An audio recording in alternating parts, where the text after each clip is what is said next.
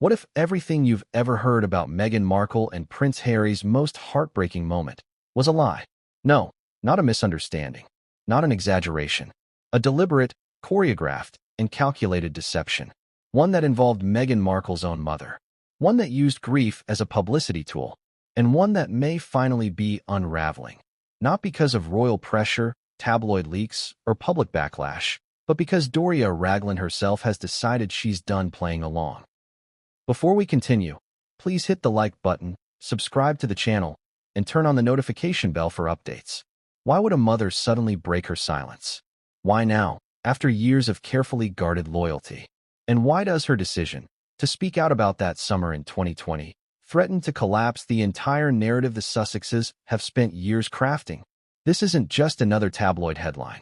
This is the origin story of the unraveling. Let's go back to the moment when the public's heart broke for Meghan. July 2020. The world was in chaos. The pandemic was still raging.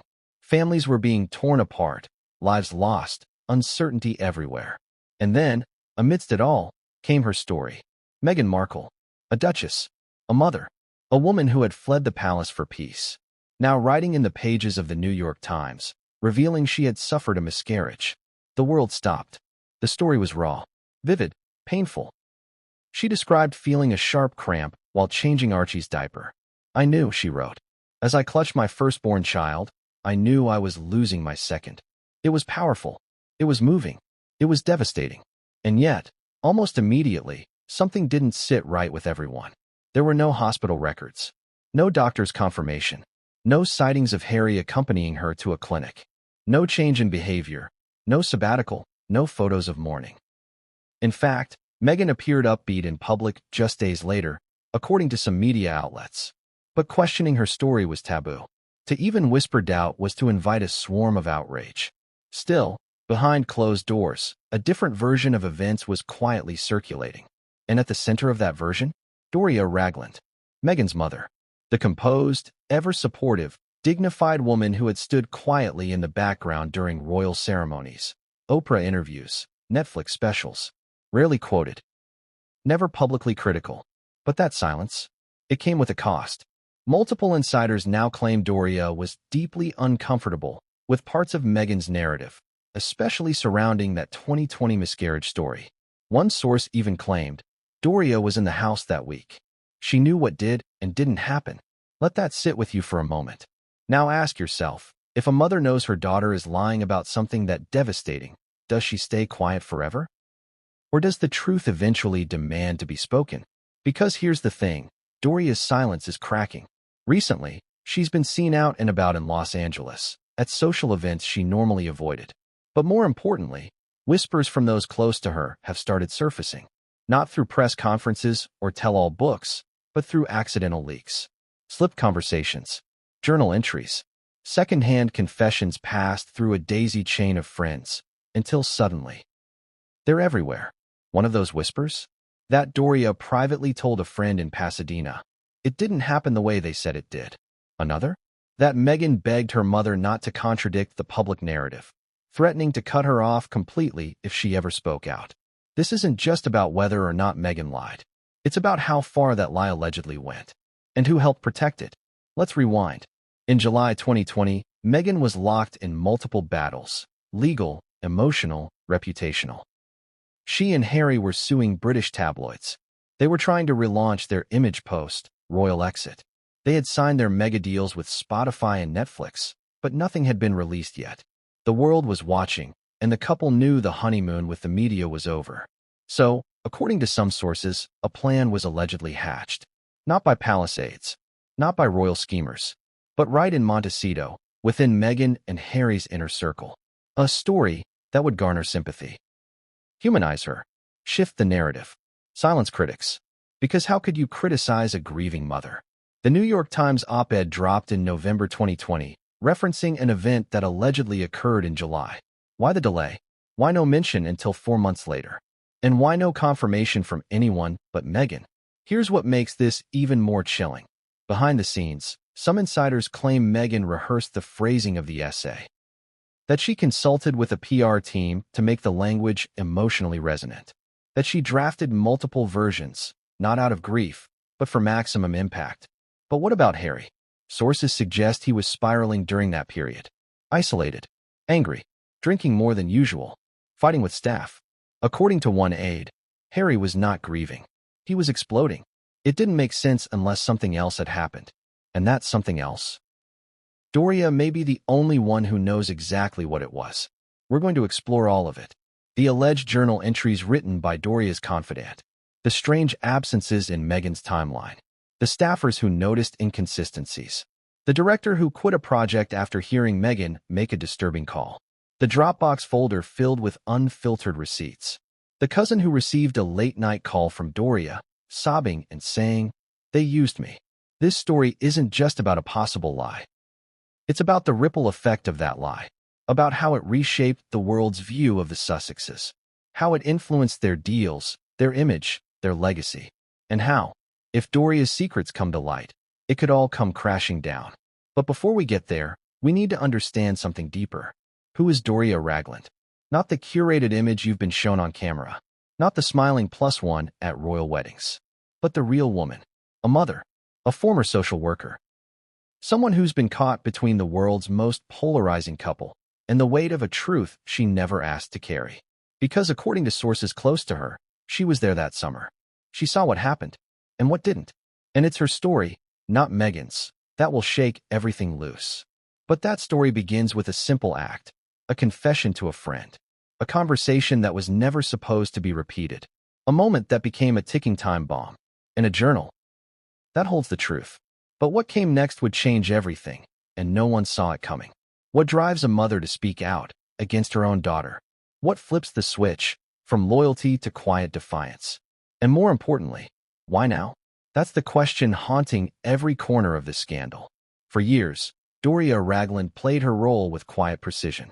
No press, no outbursts, no scandal. She was the silent shadow behind Meghan Markle's whirlwind. The yoga teaching, incense-burning calm in the middle of a royal hurricane. But that silence, it had cracks, tiny ones at first, hairline fractures that didn't make headlines, didn't raise red flags. Until now.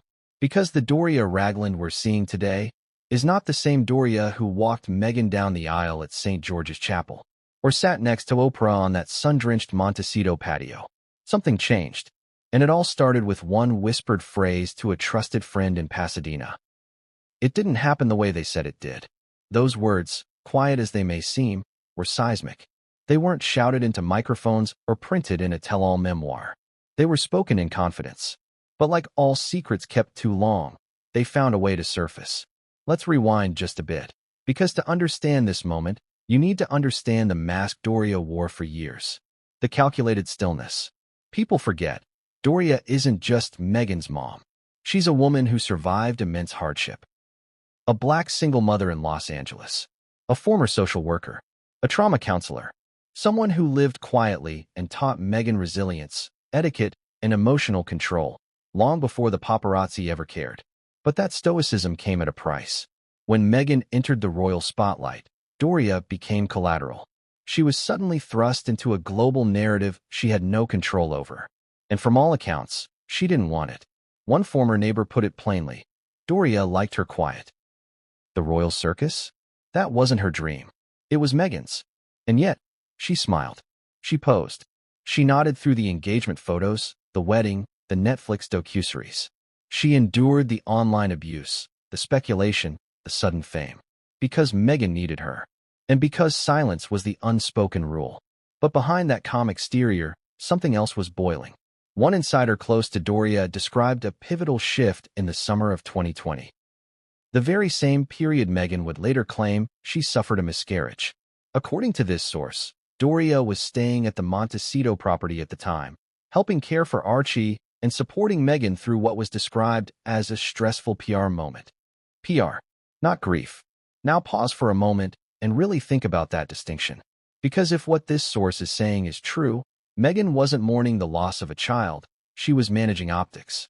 The friend in Pasadena, we'll call her Marie, has remained anonymous for obvious legal reasons.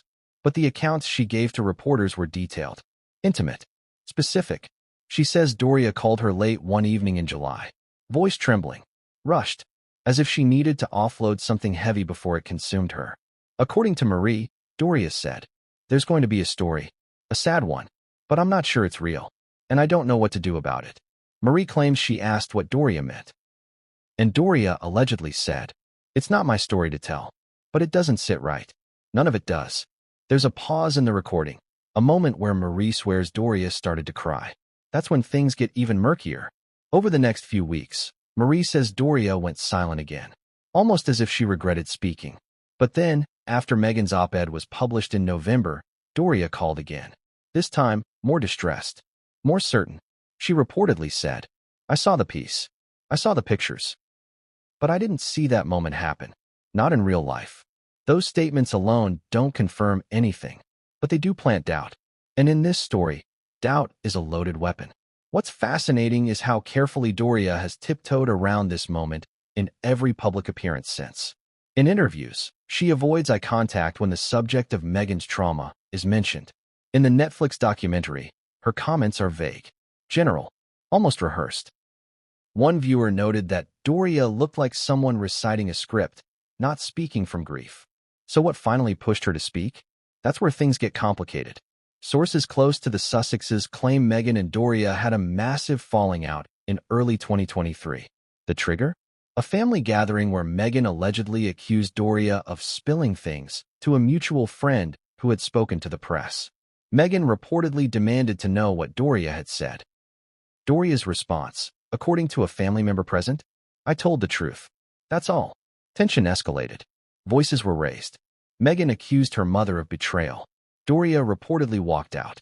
Since then, their relationship has been described as strained at best. But here's where the story takes a wild turn. Because in the months following that fight, a journal emerged. Not written by Doria herself, but by Marie. A spiral-bound notebook she kept for years, filled with memories, conversations, feelings. In it, she allegedly recorded every call with Doria. Not out of malice, but because, as she put it, when someone unravels like that, you want to remember what they said, even if it's painful. In one entry dated July 2020, Marie writes, "Doria said Meghan was under pressure, that something big was about to drop. She didn't say miscarriage, just that a sad story was being floated." Another entry reads, "She kept saying, 'I didn't see it. I didn't see her in pain. I didn't see blood. I didn't see her cry.' Are these the ramblings of a concerned friend? Or are they proof that the miscarriage story, the one that gripped millions, was fiction?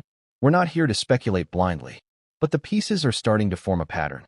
And at the center of that pattern is a woman who's clearly torn. Torn between protecting her daughter and protecting the truth. And perhaps that's the tragedy here. That Doria never wanted to be in this position. She didn't ask for the spotlight. She didn't write the script. But the script, whether fabricated or real, was written in her name, too. And the guilt? It built up over time.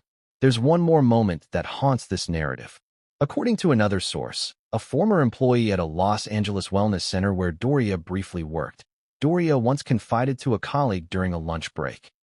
The colleague asked, casually, how she managed stress during all that royal madness.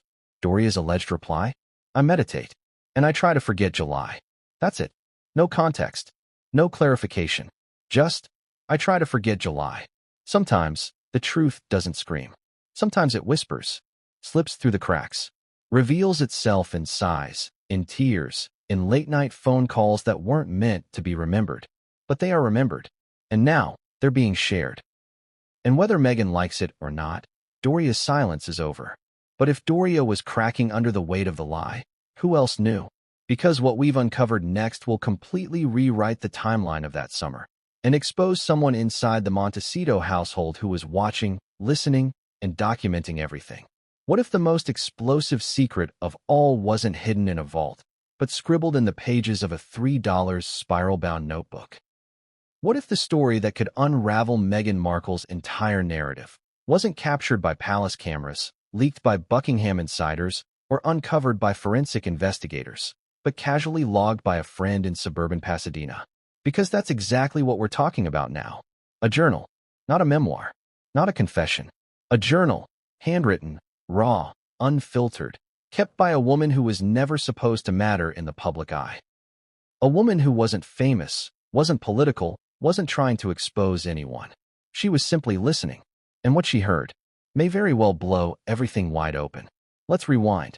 Her name, or rather, the name we're using to protect her, is Marie, a longtime friend of Doria Ragland.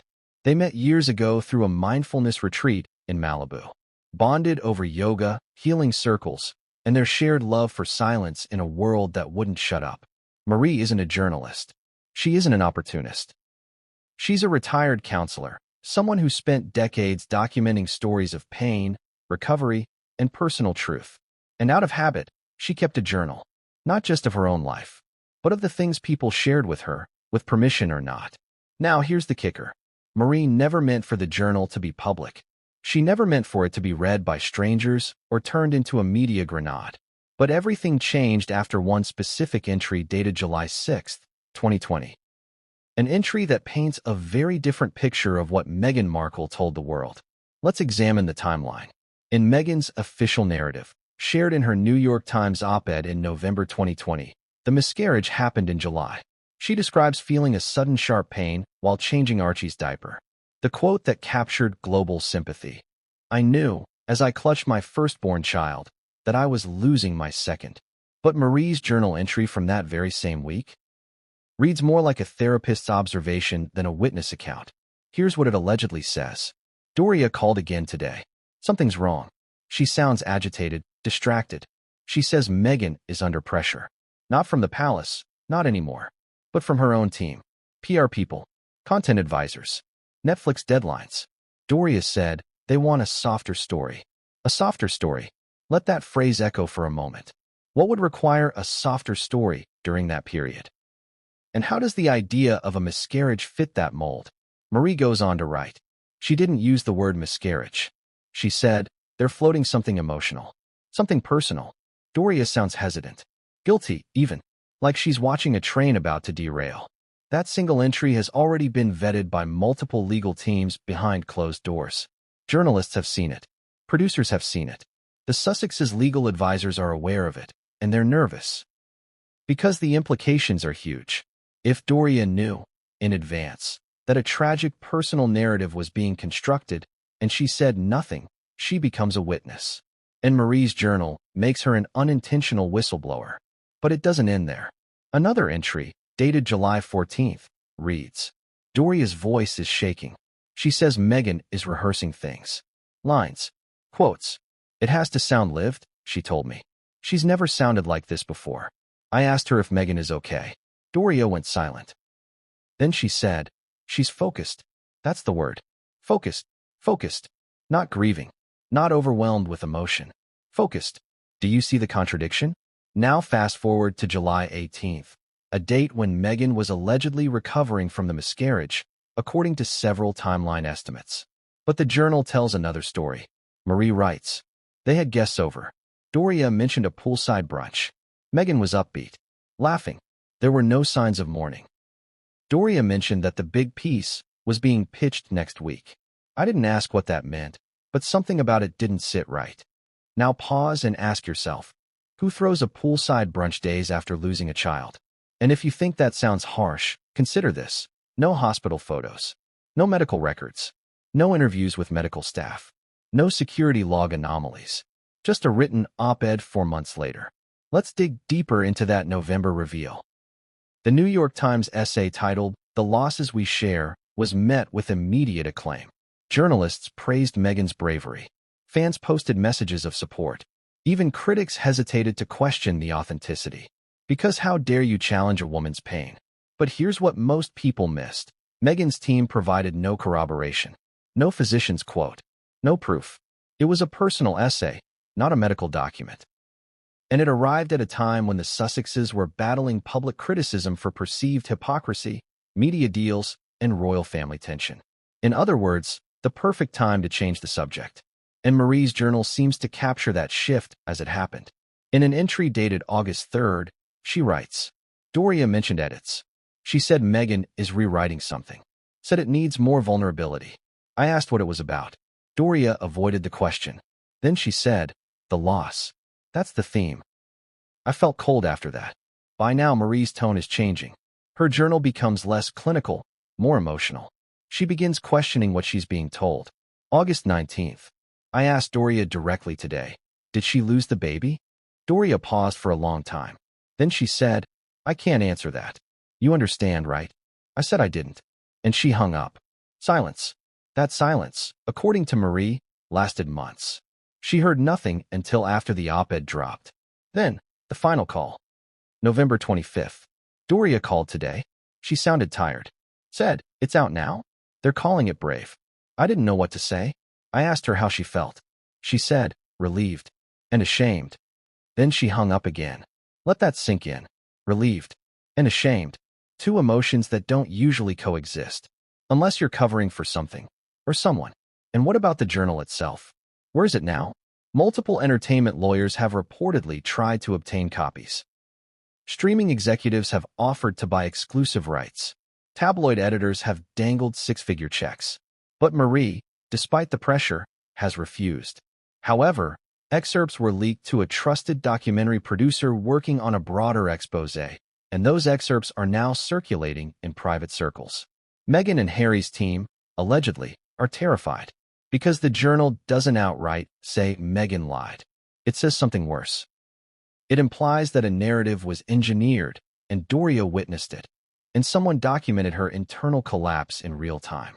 It paints Doria as a mother torn between truth and loyalty, a woman who tried to hold her daughter's secrets only to crumble under the weight of them, a woman who broke, quietly, privately, and perhaps too late. But if the journal is real, and if it's ever fully released, it could be devastating, not just to Meghan's image, but to the foundation of trust that allowed her story to spread globally, unchecked. Because now the question becomes, if Meghan fabricated or embellished a miscarriage, what else has she manipulated? What other events were softened, repackaged, emotionalized for the sake of narrative? And who else, besides Doria, knew? The next chapter of this story is even more disturbing. Because according to sources close to the Montecito household, Meghan wasn't the only one allegedly involved in this emotional rebranding. Someone else had a front-row seat. Someone who worked with Meghan, traveled with her, spoke to her daily, and they may have heard everything because Meghan didn't realize her calls were being monitored. You're not going to believe who that someone is, but we'll get to that in the next chapter. Because the deeper we dig, the more this begins to look less like grief and more like strategy. And strategy always leaves breadcrumbs.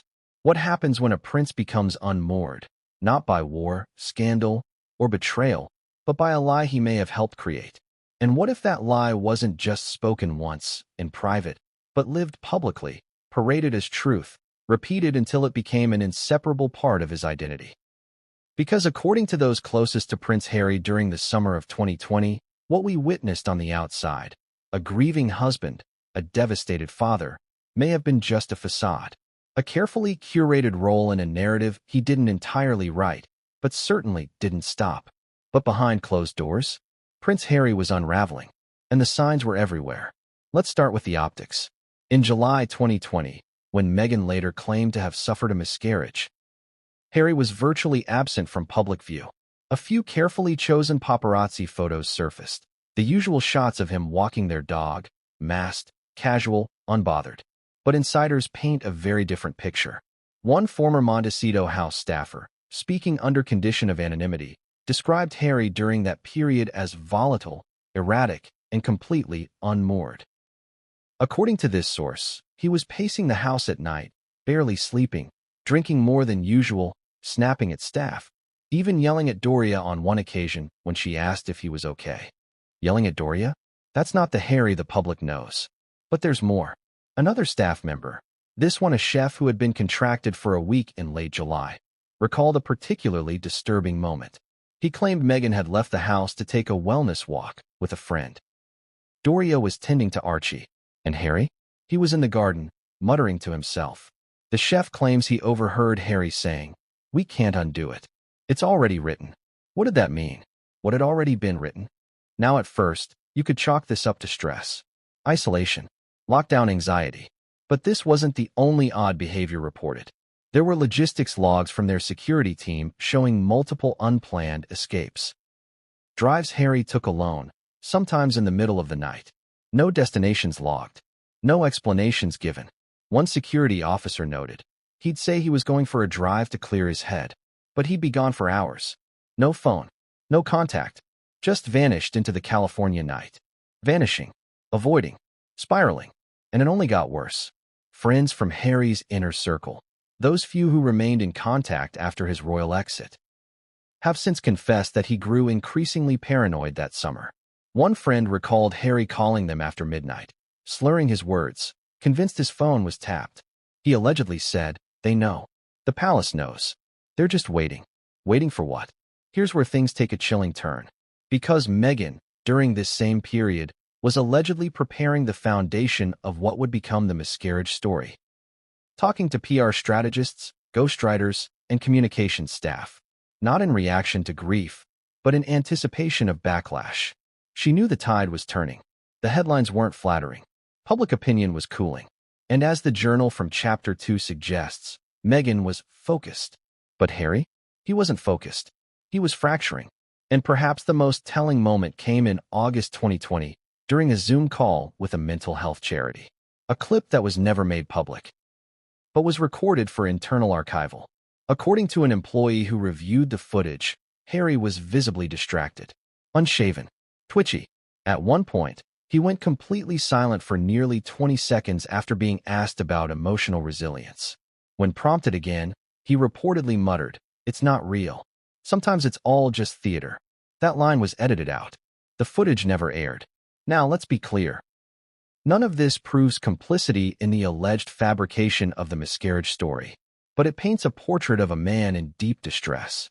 A man who may have been forced to choose between truth and loyalty, and chose wrong. One therapist, not affiliated with the Sussexes, but familiar with the case, suggested the possibility of cognitive dissonance trauma. That's when someone lives a lie for so long, it begins to erode their identity. The guilt, the contradiction, the pressure to maintain a mask, it becomes too much. And Harry's mask was slipping. Doria, according to sources, noticed the change immediately. She allegedly urged Meghan to postpone the publication of the op-ed, to give Harry more time, to reconsider the wording. Meghan reportedly refused. One insider claims Meghan told Doria, "This is my story to tell, not his. He'll be fine once it's out there."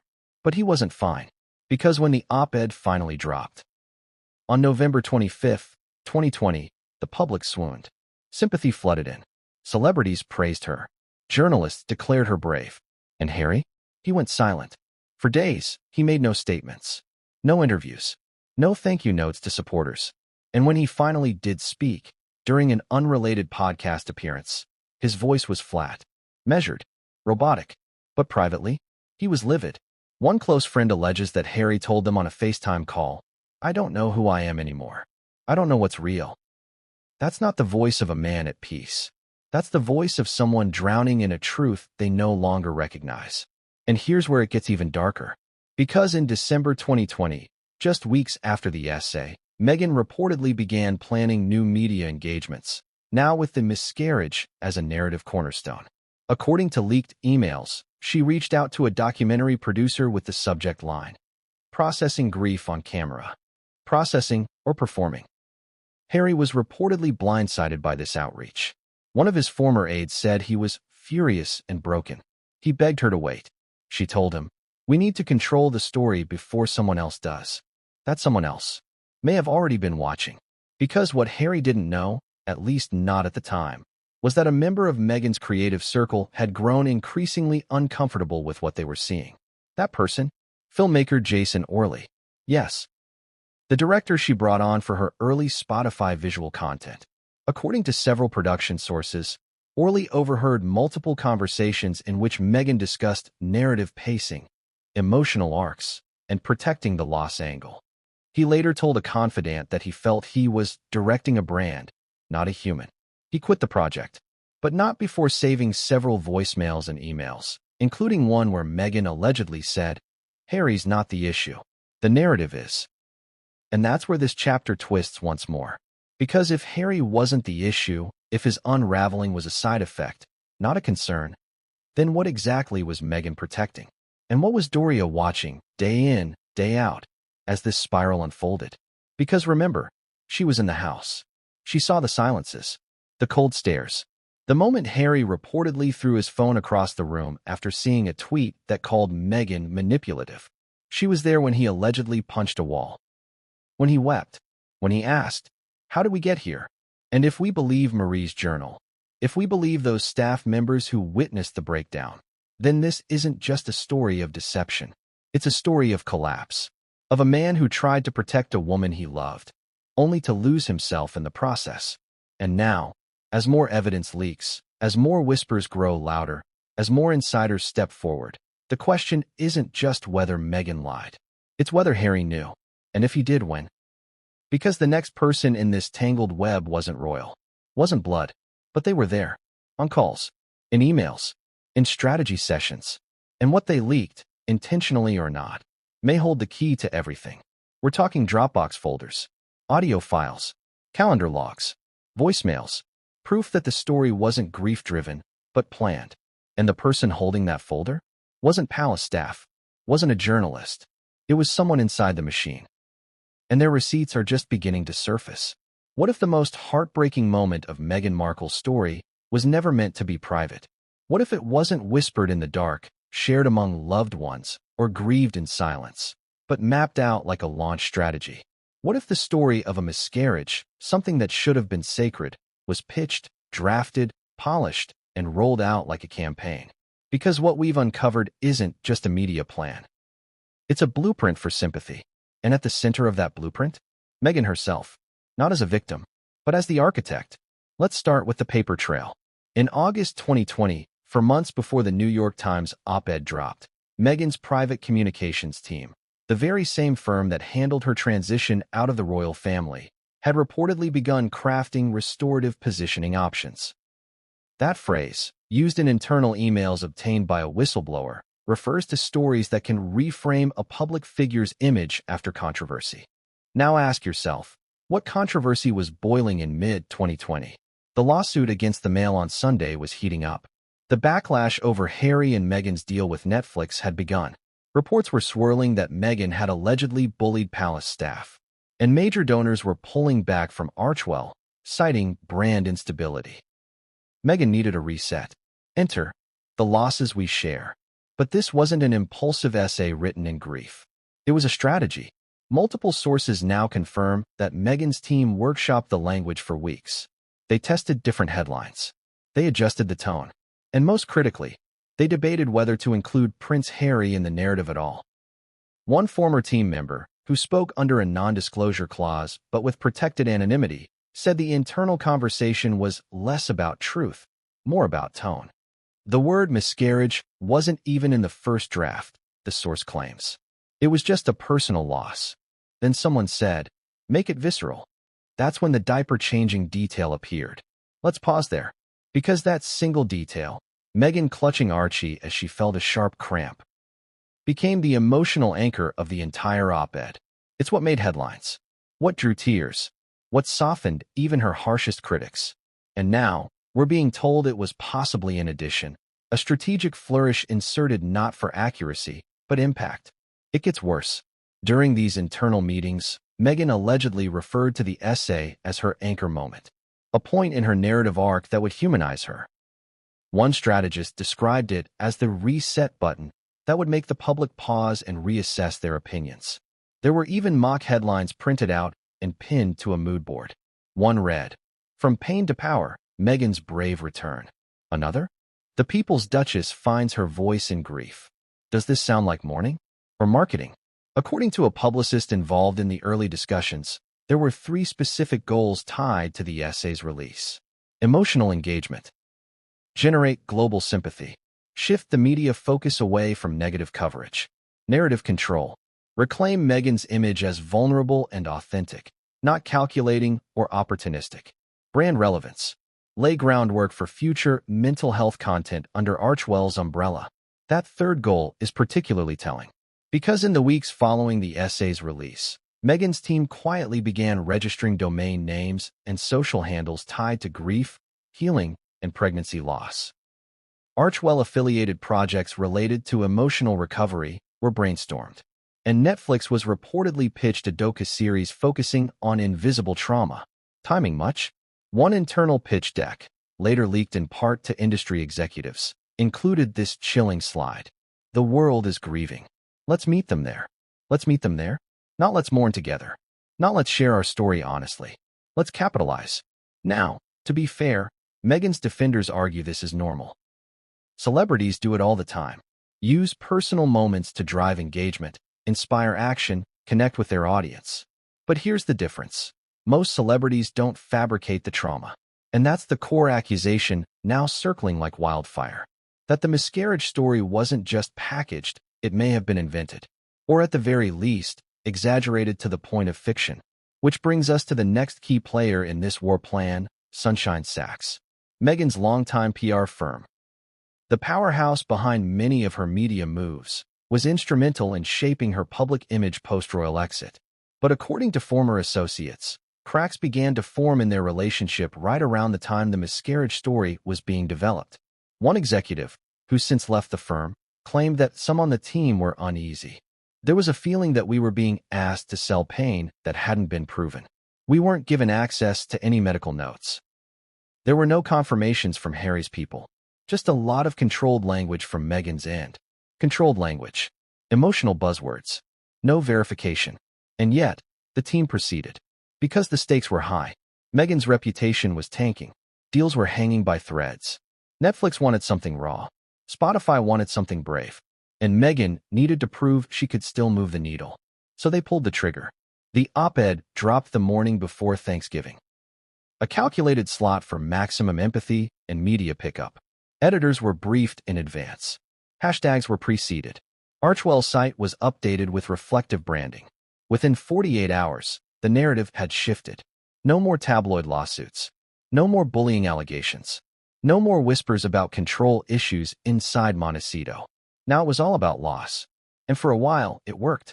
But Doria wasn't convinced. Multiple sources say she expressed concern about the emotional manipulation of the piece. That she questioned whether using Archie in the description was ethical. That she even asked Meghan directly, "Are you sure this is the story you want to tell?" Meghan reportedly replied, "It's already out there, Mom. We don't get to walk it back now." That reply, that single line, chilled Doria to her core. Because it didn't sound like someone seeking healing. It sounded like someone managing optics.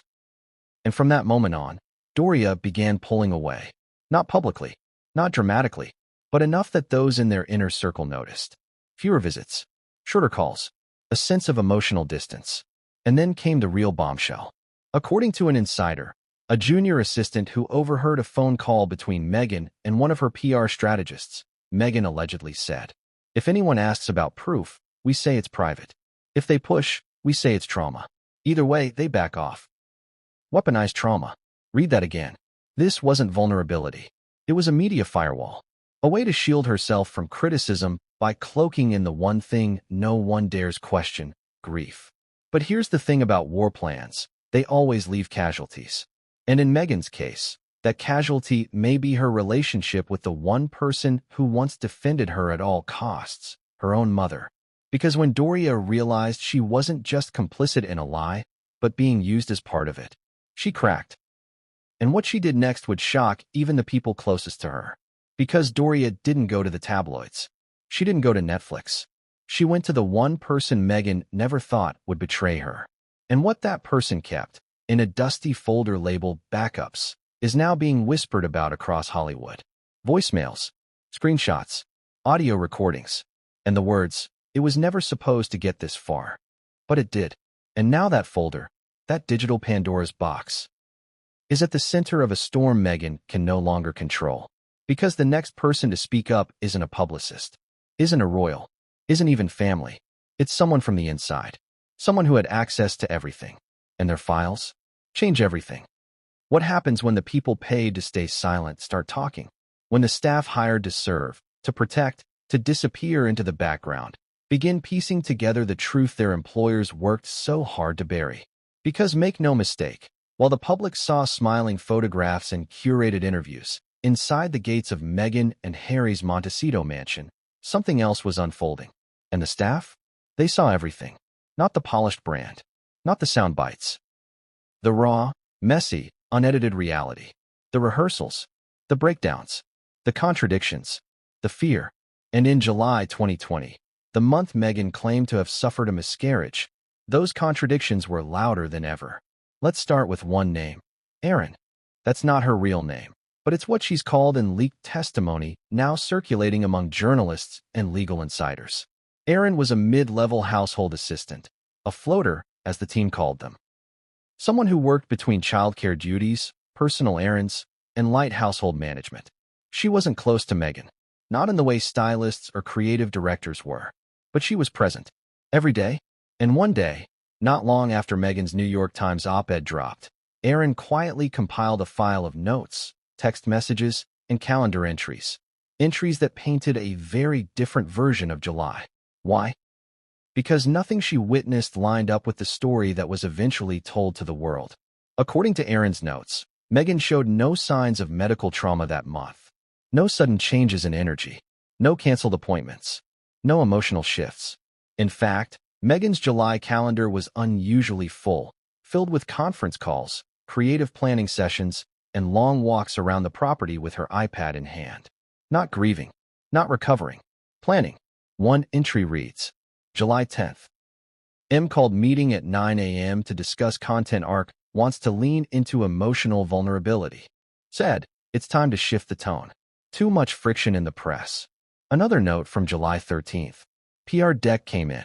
Several slides on personal loss narrative. M asked for revisions. Said, it can't sound like PR. It has to feel felt. But wait, isn't this the same time Meghan later claimed to be recovering from the trauma of a miscarriage? A trauma so painful she could barely function? It gets worse. One of Erin's texts to a friend from that month says, I think something is off. She's acting like she's writing a movie, not grieving. Everyone's walking on eggshells. H looks wrecked. H, of course, refers to Prince Harry. Multiple staffers corroborated that Harry's mental health during that time was deteriorating. One senior house manager said, Harry wasn't sleeping. He was drinking in the library, crying alone. It was like he knew something he couldn't stop. But Meghan? According to Erin and others, Meghan was focused, strategic. One even called her glowingly in control. Now, before you write this off as bias or revenge, remember this. These staffers didn't go to the press right away. They didn't publish tell-alls. They didn't leak stories for fame. They quietly documented their truth and waited. But now they're done waiting. Because one of them, the person who managed the household's internal calendar, made a mistake Meghan didn't catch. She forgot to delete a draft email thread discussing July messaging themes. The email, addressed to Meghan's communications director and CC'd to two Netflix consultants, includes the following chilling line. Considering pivot to maternal health / early trauma angle, align with public sentiment.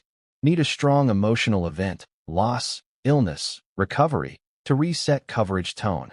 Suggestions welcome. Read that again. Need a strong emotional event. Suggestions welcome. This wasn't grief. This was narrative engineering, and the staff saw the pieces fall into place. One of the nannies, in a deposition-style testimony recorded last year, recalled seeing Meghan reviewing mock headlines. Headlines that mirrored what eventually appeared in November's op-ed. She had printed them out, the nanny said. She kept reading them aloud. One said, the Duchess of Grief. Another said, she lost a baby and gained her voice. She kept saying, this one. This is the one. Now let's talk logistics. According to Palace protocol, yes, Meghan still followed some of them at the time. Any medical event involving a royal must be logged by security and archived in incident reports. This includes doctor visits, emergency calls, hospital pickups, even phone consultations. But in July 2020, there are no such logs. None. No medical visitors. No ambulances. No emergency drives. One former bodyguard confirmed. We were briefed on everything. Every potential health risk, every procedure. July was quiet. No alerts. No runs to a clinic. No situation. So if there was no medical emergency, what exactly happened? Because something did shift inside the house. Just not what the public was told. Another assistant noted a sudden increase in NDAs, non-disclosure agreements, being handed out to staff that same month. It was weird, she said. We'd all already signed basic confidentiality clauses. But suddenly we were being given these new documents. They were longer. more aggressive, and they specifically mentioned media interpretations of personal events. Interpreted personal events. So now even grief was subject to brand approval? It wasn't just internal damage control.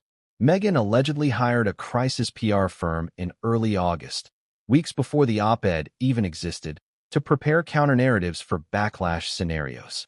One of those scenarios was labeled post-sympathy fallout.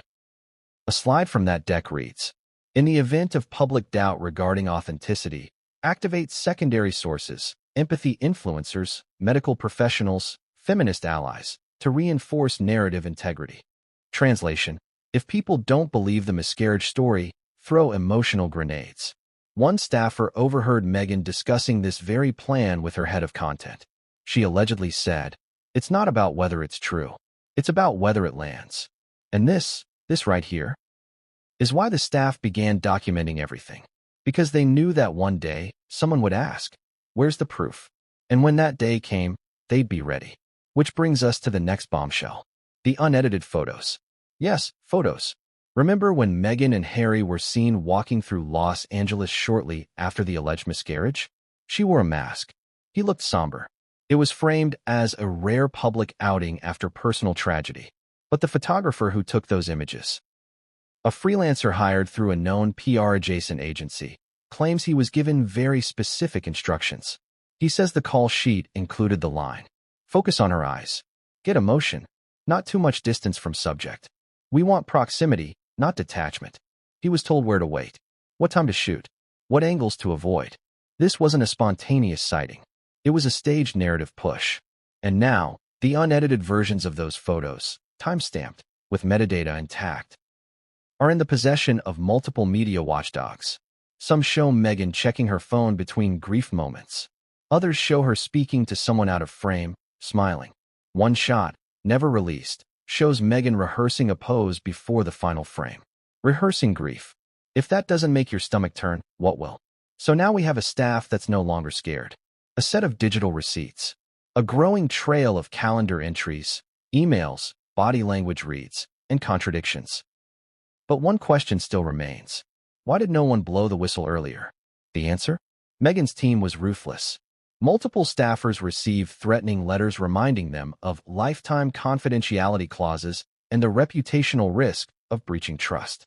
One assistant's family member even reported suspicious calls from blocked numbers warning them to stay away from Meghan talk. Fear kept them quiet. Until now. Because something changed. Someone inside Meghan's orbit.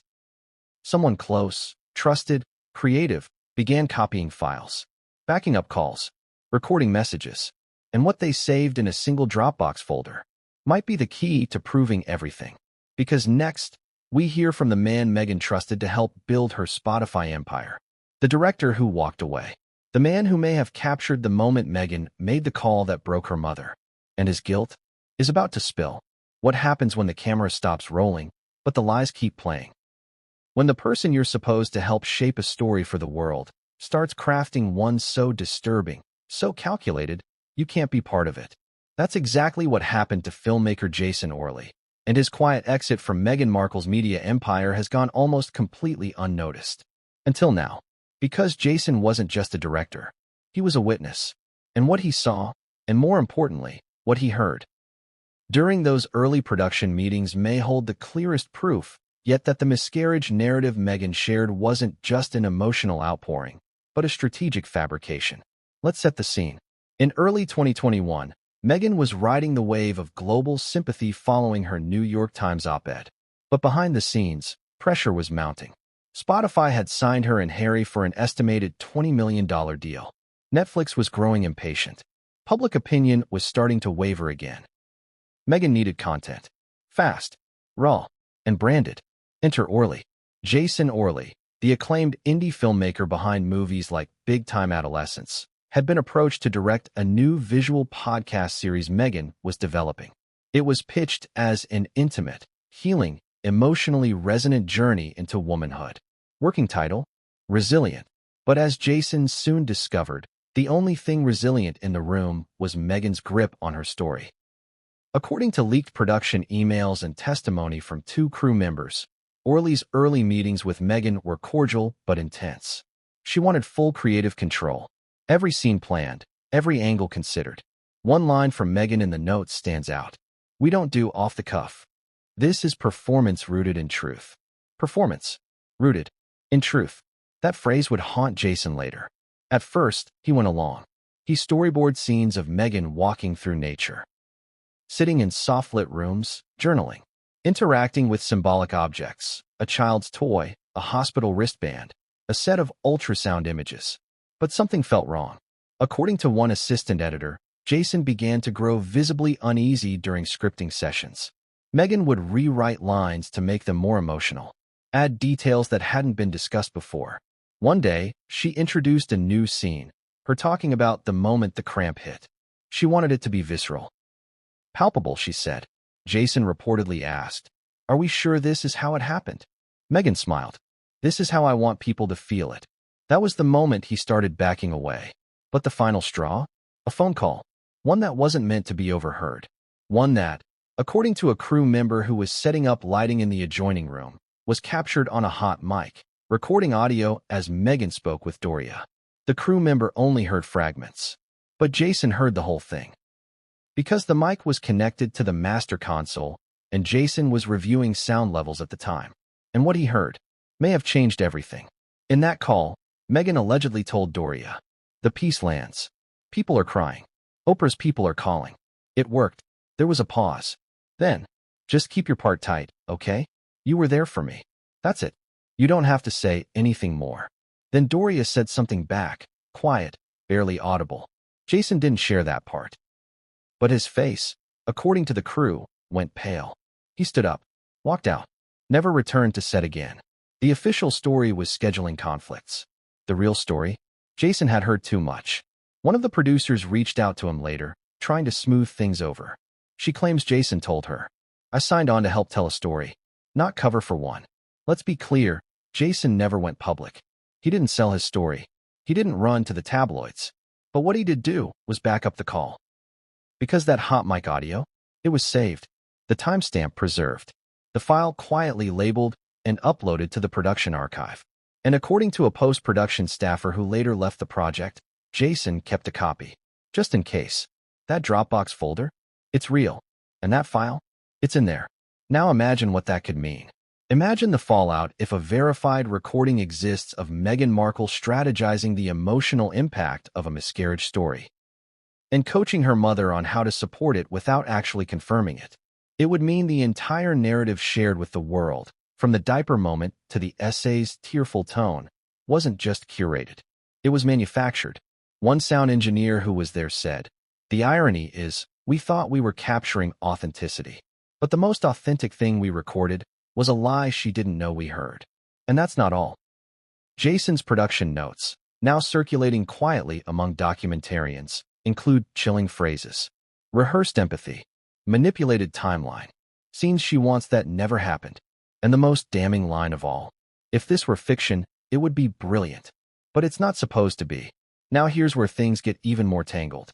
After Jason left, a new director was brought in, a more flexible one. The final product never materialized. The Spotify deal collapsed. And Meghan's team scrambled for damage control. But the audio? It still exists. And Doria? She knows it does. Which explains the sudden shift in her tone. The tension. The emotional retreat. Because she wasn't just struggling with guilt.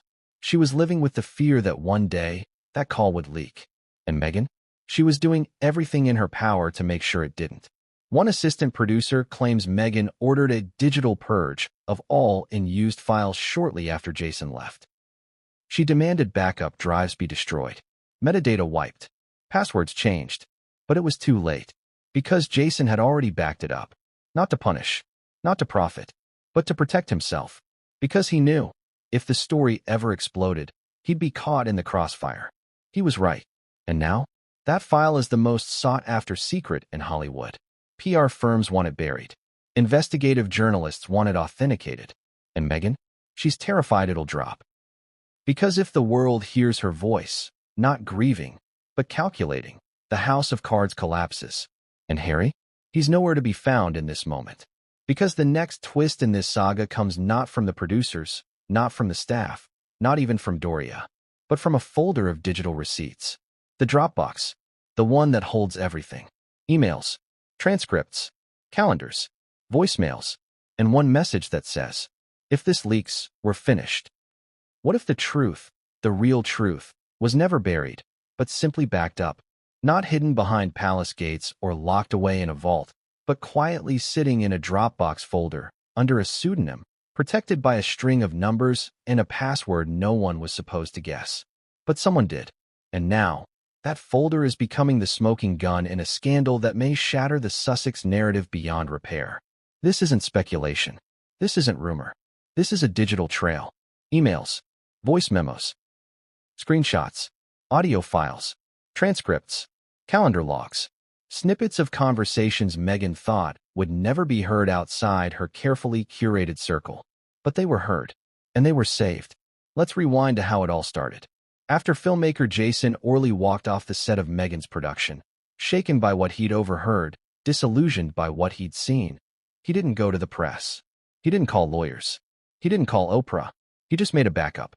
One file, labeled simply Archive JOR01. At first, it was nothing more than a safety net. But as time went on, and Meghan's team began scrubbing production drives, firing assistants, and rewriting internal history, Jason realized something chilling. They were erasing the past, not just protecting privacy, but reconstructing it. And if he didn't hold on to that folder, no one would ever believe what really happened. Now, that folder, passed discreetly to a documentary producer under strict confidence, has been partially reviewed. And what it contains is explosive. Let's break it down. File 1, Voice Memo _M July 2020. A voice note sent from Meghan's phone to her head of communications. In it, Meghan rehearses the tone of the op-ed, weeks before it was written. Her words: "It has to open softly. With the child. That's the hook. Diaper, then cramp. Immediate loss. You lead with the image, not the pain. Not the pain. The image." She continues. "Then we layer in the grief, the societal loss. Let people project. Make it universal. This isn't a mother processing trauma. This is a producer scripting grief." File 2. Calendar _Rev August 2020. An internal calendar used by Meghan's team to coordinate press timing, story rollouts, and strategic messaging. Under the entry marked August 21st, the note reads, "Finalize NYT pitch. Anchor line. The day began like any other." That's the exact first line of the published op-ed, meaning the emotional framing was premeditated, not recalled from memory. And the title? The Losses We Share? That phrase was suggested by a brand consultant 2 weeks prior in a brainstorming email. Let's lean into shared pain. Collective grieving is very in right now. File 3. Text thread _DR1. This is the bombshell. A screenshot of a WhatsApp conversation between Meghan and Doria Ragland, dated July 12, 2020, 2 days after Meghan allegedly suffered the miscarriage. The conversation is brief. "Meghan, we'll frame it around loss. Don't mention dates. Just say you were present. That's enough." Doria: "But nothing happened that day, Meg. They'll know." Meghan: "Only if we let them." Stop. Read that again. "But nothing happened that day, Meg. They'll know. Only if we let them." This is not interpretation. This is coordination. The mother-daughter dynamic reframed in an instant, from support to complicity. And what's more chilling? The very next line. "Meghan, we need this. Don't make it harder." File 4. Zoom call _transcript _RLEY.